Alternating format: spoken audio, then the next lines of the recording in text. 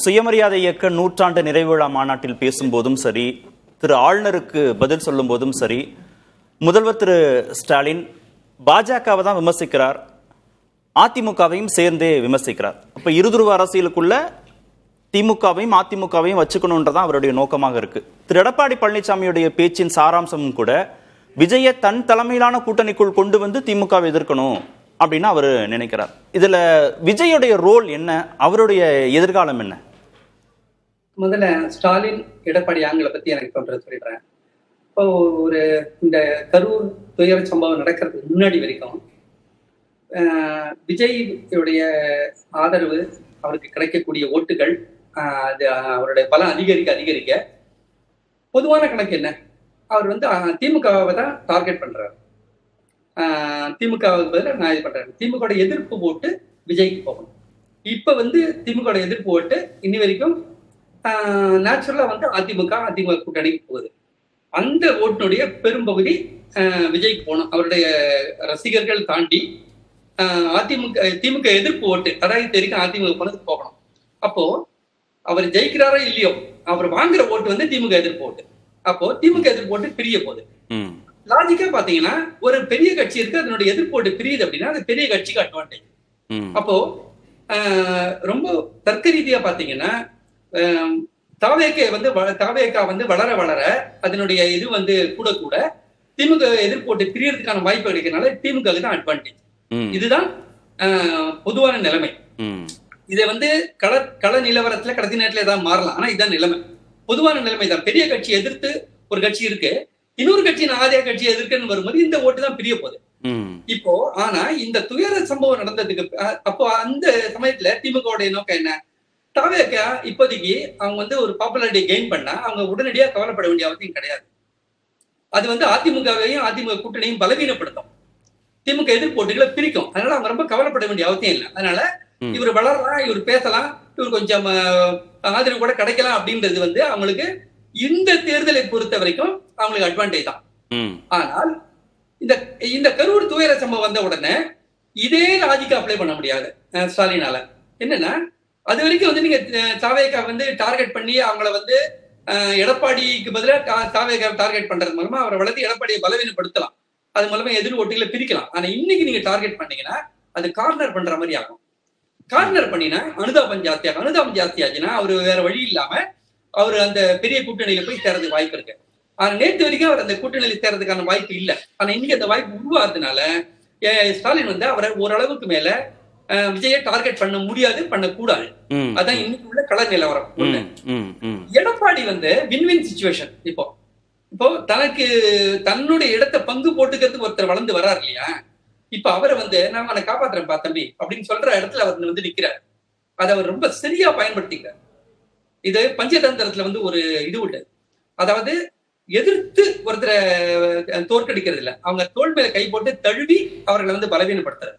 இப்ப எடப்பாடி இந்த சந்தர்ப்பத்தை சரியாக பயன்படுத்தினாலும் கூட சொன்னார், சரியா பயன்படுத்துறான்னு சொன்னார் இல்லையா, கரெக்ட் பயன்படுத்தி விஜய நான் அவனுக்கு ஆதரவு தெரிவிக்கிறேன், நீ கவலைப்படாத, நான் உன்னை சப்போர்ட் பண்றேன் அப்படின்ற ஒரு சமிக்ஞைகளை நேரடியாகவும் மறைமுகமா அனுப்பி தன்னுடைய தலைமையை மீண்டும், அதாவது எதிர்கட்சின்னு நான் தான், திமுக எதிர்க்கு நான் தான்ன்றது மீண்டும் அவர் நிலைநிறுத்துறதுக்கான இடத்துல இருக்காரு. ஒரு அனுபவம் உள்ள ஒரு அரசியல்வாதின்றது இப்ப அவர் நிரூபிச்சிட்டு இருக்காரு. விஜய்க்கு நஷ்டம் தானே இந்த அரவணைப்புக்கு சம்மதம் தெரிவிச்சுட்டா? விஜய்க்கு நஷ்டம் தானே? கண்டிப்பா நஷ்டம் தான், கண்டிப்பா நஷ்டம் தான். அது ஷார்ட் டேர்ம்லயும் நஷ்டம் தான், லாங் டேர்ம்லயும் நஷ்டம் தான். ஆனா கெயின் அதிமுக. நேற்று வரைக்கும் அதிமுக ஒரு அடி பின்னாடி தான் இருந்தது இந்த கரூர் சம்பவத்துக்கு பின்னாடி. இந்த கரூர் சம்பவம் கொடுக்கிற வாய்ப்பை விஜயை விட விஜயனும் பயன்படுத்தி ஆரம்பிக்கல. அதாவது நான் சவால சொல்றேன், அந்த துயரத்தை பயன்படுத்த பத்தி நான் சொல்ல, ஏற்கனவே அதை தெளிவுபடுத்திருக்கேன். அவரு சொன்னாரு, அதாவது இந்த நெருக்கடி மூலமாக நீங்க அடுத்த கட்டத்துக்கு எங்க போறீங்கன்றத எடப்பாடி மிகச்சரியா செய்யறாரு. அரசியல் ரீதியா சொல்றேன், தார்மீக ரீதியா சொல்லல, அரசியல் ரீதியா சொல்றேன். ஓகே, திரு ரவீந்திரன், இதுல எடப்பாடி பயன்பெற்று விடக்கூடாது அப்படின்னு திரு ஸ்டாலின் நினைக்கிறாரு. ஆனா திமுக எதிர்ப்புங்கிற ஒரு புள்ளியில திரு விஜய் அதிமுகவோட சமரசத்திற்கான வாய்ப்பே இல்லை அப்படின்ற இடத்துக்கு நகர்ந்துட முடியுமா? இல்ல, விஜய் தான் இதுல மன வலிமையோட டிசிஷன் எடுக்கணும். இப்ப எடப்பாடி தரப்பு செய்யறது விஜய்க்கு நிர்வாகிகள் ஓடிட்டாங்க, அவங்க களத்துல நிக்கல, ஒரு கண்ணீர் அஞ்சலி போஸ்டரோ ஒரு ஊர்வலமோ ஒரு எதுவுமே இல்லாத ஒரு சூழ்நிலையில அவங்க ரொம்ப ஆக்சுவலா அது என்னன்னா ஒரு கட்சியை தலைவன் வழி நடத்தணும். விஜயகாந்த்ங்கிற தலைவன் வழி நடத்தினாரு.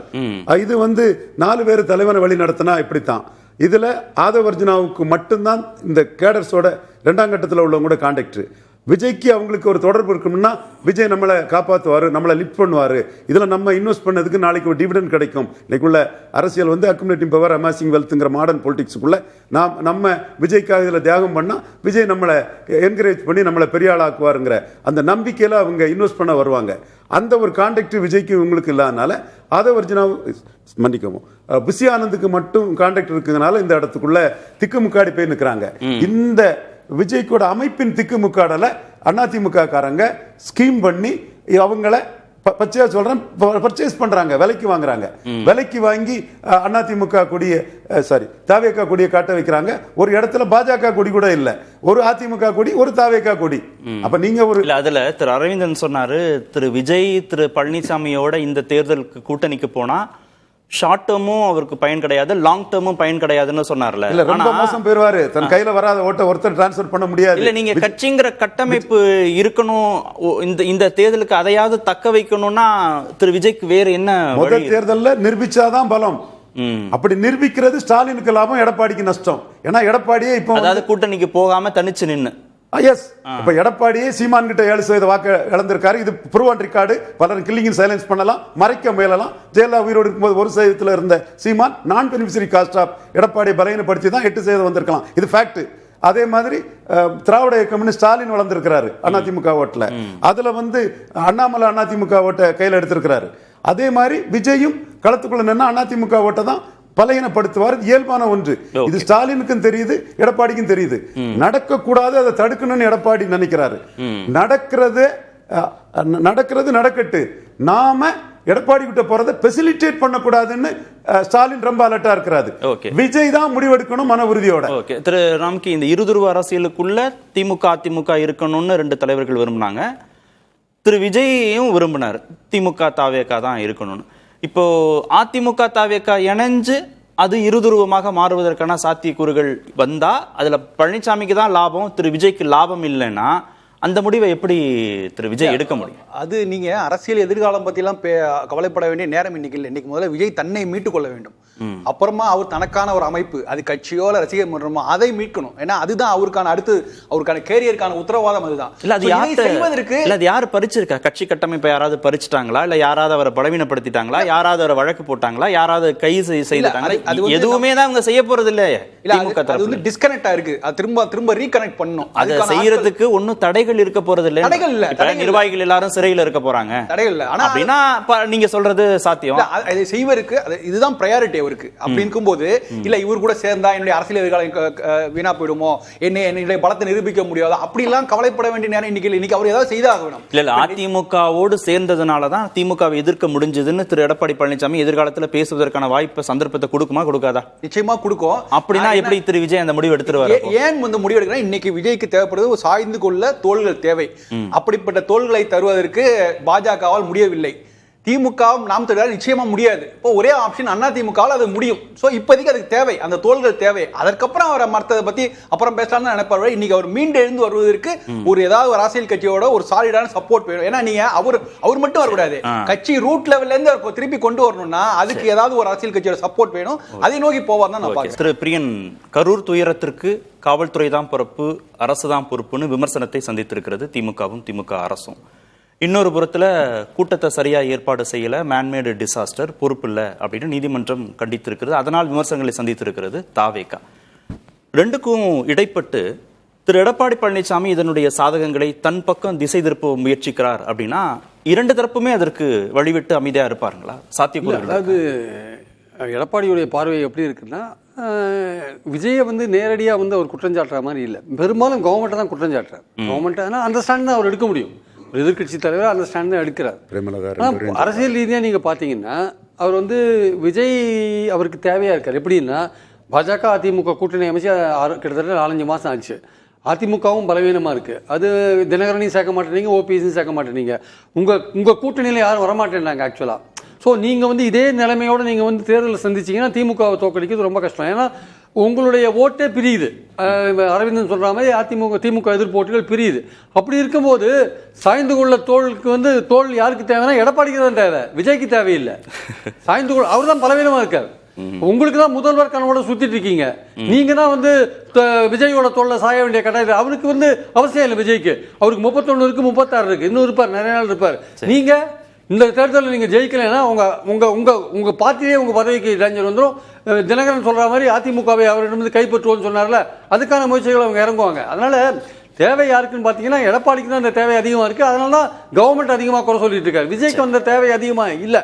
ரெண்டாவது அன்டெஸ்டட் நம்ம சொல்றோம், எல்லாருமே சொல்லிட்டு இருக்கோம். அது அன்டெஸ்டட் சொல்லும்போது 2 விதமான துணி இருக்கு. ஒன்று அவருக்கு ஓட்டே வராதுன்னு சொல்ற ஒரு அன்டெஸ்டட் ஒன்று இருக்கு.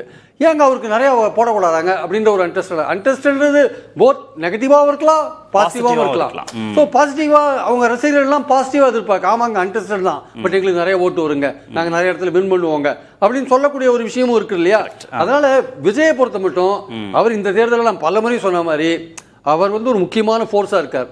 மற்றவங்களுக்கு தான் அவர் தேவையா இருக்காரே தவிர அவரை பொறுத்த மட்டும் தனித்துவத்தை மெயின்டைன் பண்ணிட்டு இருக்காரு. நன்றி.